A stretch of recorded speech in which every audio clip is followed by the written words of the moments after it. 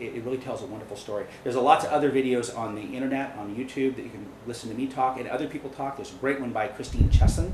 There's one that you did, Jim, that's well done. It has Dr. Robinson. There's a bunch of places to get the information. So I'm just kind of open the can of worms to let you go do your own research and just touch on the big stuff tonight, so you can kind of go into this huge new world of whole food medicine, which prevents disease and prevention. And the miracles are there. They aren't miracles, they're basic physiology, guys. Basic physiology. As I stand here tonight, I'm about 500 trillion to 700 trillion bacteria, and about 1/10 to 1/15 that amount genetically human, as far as my DNA is concerned. And that goes for all of you as well. Now, if you think about it, if you're a celestial observer looking at Earth, saying, oh my God, we're crazy, we're all committing suicide. Because what are we doing? We hate bacteria. We don't ingest any of it, like we did in prior centuries. We don't appreciate or value the bacteria that make us bacteriosapiens. We cannot function without bacterial interaction with our cells in our bodies, in our intestines as well as the rest of our bodies. Bacteria make enzymes for us. Bacteria make neurotransmitters in our brain and our gut. Bacteria are symbiotically, completely connected to our being as a human being. And as we kill our bacteria, we die. As we fail to nourish our body with good bacteria, we die. In fact, those that have no bacteria in their bodies are dead. The bacteria then takes over and they become a compost pile, they're really rotted. But they will always exist after we are. But we as Americans ingest antibiotics like candy, like cold, and cause superbugs to be created because kill off all the good bacteria and the bad ones get to dominate our bodies. We eat foods that are sterilized with long shelf lives, with preservatives in them, which don't allow bacteria to live in our gut. 80% of our immune system, 75 to 8%, depending on who you're talking to, is the good bacteria in your intestines. Those are the soldiers that fight off insults from the outside ecosystem, from the internal ecosystem, which actually defends our bodies. Is the good biodiversity, diversity meaning lots and lots of different kinds, hundreds of thousands of different kinds of undiscovered bacteria living in our intestines. In fact, the archaea bacteria. Anybody ever heard of the archaea bacteria? Nobody? Well, we should all know the word archaea. Archaea bacteria were the first bacteria found on Earth. They were the seeds of life on the planet Earth. They still reside genetically in our gut. They're damaged by antibiotics. So we're playing, they always say GMO is God move over. We're actually doing that right now because we're playing with what makes us human, because the symbiotics between good probiotic, wonderful bacteria in our body and the role it plays with the cells and the physiology of our normal functioning human self. So you've got raw fats that are missing in our bodies. Raw fats are highly anti-inflammatory. You've got, and they're specialized. All the amino acids, fatty acids, and all that stuff are very specialized. High omega-3, low 6s, all those ratios are very essential in terms of fatty acids. They're missing in our diets in the United States because nothing's grass-fed and everything's cooked. We're missing enzymes, including specialized enzymes like bacteria that create lactase. Lactose intolerance is prevalent because of that. And phosphatase, which causes the issue of the fact that we suffer osteoporosis on a rampant scale. Now, when I was a paramedic, when I heard slip and fall, I thought, oh, bone fracture, start thinking about a hip, start thinking about some old lady's going to go to a con home, she's going to go to a con home, and then she's going to get a decubitus ulcer on her lower back, she's going to get infections, she's going to get antibiotics, and then she's going to get pneumonia, and she's going to die. It was a 6 months rollout. She's going to die in 6 months. That didn't happen to everybody, but it happened to a lot of people. So a bone fracture ended up in somebody dying within a year. So osteoporosis is not to be taken lightly in terms of slipping and falling and breaking a bone. And phosphatase enzyme found at very high levels in raw milk is gone in pasteurized milk and not found literally in any other food. I don't know, there may be some place, I don't know, but I know that it's rarely found. It's found in raw milk though. It may be found in some other things, but I don't know where they are. People that tell me phosphatase is a rare enzyme. So those people that suffer osteoporosis don't make phosphatase enzyme, and raw milk provides it for you. So the big lie about pasteurized milk being able to build bone density in people that have osteoporosis is literally the big lie. And it's been one perpetrated for many, many years, but it was discovered back in the 30s that in fact people that drink pasteurized milk had a much higher level of osteoporosis, couldn't build bone density. But now we know that if you drink raw milk, if you suffer osteoporosis, you will start to build bone density rapidly over time. You can actually see that scientifically by bone scan.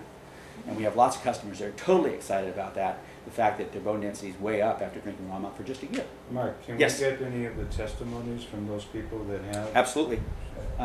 Giuliani's one of the names. She testified in front of the Senate hearings. Everything I'm talking about tonight is available actually on the internet in front of Senate hearings, 6 hours of tapes that were done in front of the Senator Dean Flores just a few months ago with the SB 201's hearings. Professionals actually testified to what I'm speaking about tonight, which is really pretty exciting. You know, you think, yeah, I want to listen to that snake oil salesman, Mark McAfee. Well, interesting thing about it is everything I'm saying tonight is actually completely backed up with science in terms of testimony in front of state legislature, as well as science that's been discovered, not necessarily in Europe, in the United States, but in Europe. In Europe, there's this science all over the place that the FDA will not allow it to be published, and nobody wants to spend money on it in the United States. So, with that said, let's talk a little bit about raw milk. I have a handout here for all of you this evening, and I'd like to kind of hand it around the room so everybody has one. And I think I've kind of touched on a few things about why raw milk could be good for me, but raw milk is actually the tip of the iceberg. It's not just raw milk, it's all of the foods you find at the farmer's market. It's not just raw milk. Raw milk is just the most famous of all of them, okay? But when you go to a farmer's market, you see the potatoes, and you see the onions, and you see the sauerkraut, it's fermented, and you see the raw milk, and you see the grass-fed beef. All those foods are directly from the farm, from natural sources. Those are the diet, that's the diet. It's not hard to, it's hard to find that, because you gotta go search it out now. You don't find it at 7-Eleven, you don't find it at the regular, you gotta go search that food out. Those are the foods that heal. It's very simple math, but very tough, because it's politically incorrect to do so. And it doesn't fit very well into the distribution paradigm where it requires very, very long shelf life. There are 5 things that I wanted to touch on briefly before we get into looking at the video and stuff. Lactose intolerance. There is no lactase enzyme found in raw milk, but the lactobacillus bacteria, the bifidobacteria, is in raw milk that creates the lactase enzyme for you when those bacteria reach your intestine. So after you drink raw milk for a short period of time, you actually start to re-inoculate and seed into your gut those bacterium which actually create the lactase enzyme for you if you don't make it for yourself. So there's no lactose intolerance associated with raw milk. There is occasionally, I'm talking 1 in a scant 500 people, may have a little sensitivity up front where after a few days of drinking raw milk, it goes away, because of the fact they haven't got enough of that bacteria in their gut working yet, if they're really sensitive to lactose intolerance. There was a guy by the name of Brian Dickman. He's an attorney up in San Jose, and I didn't know him from anybody, who came and testified in the Senate hearings this last year. He came in and said, nobody knows me, but all my life, I've had extreme lactose intolerance. I mean, talking, you touched a little bit of pasteurized milk, and I drink it, and he had diarrhea and bloating, and he was a mess for like a week. It was just that bad. It was all lactose intolerance.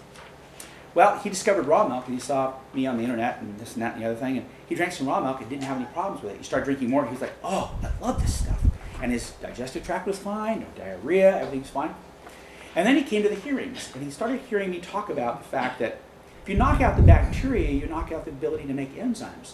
So without me even knowing, and I think he told you about this too, Brian did a little experiment. He did basically the American rat experiment that we all have gone through. He said, you know what, I'm going to just do a bunch of raw milk and enjoy myself for a month, and then I'm going to take a bunch of antibiotics left over from my kids' ear infections that they've had, and knock all those good bacteria out and see what happens. So he overdosed on a bunch of antibiotics for 2 weeks. He was hurting, but he knocked out all the good bacteria in his gut using all kinds of different kinds of antibiotics. He tried to drink some pasteurized milk. He had horrible lactose intolerance again.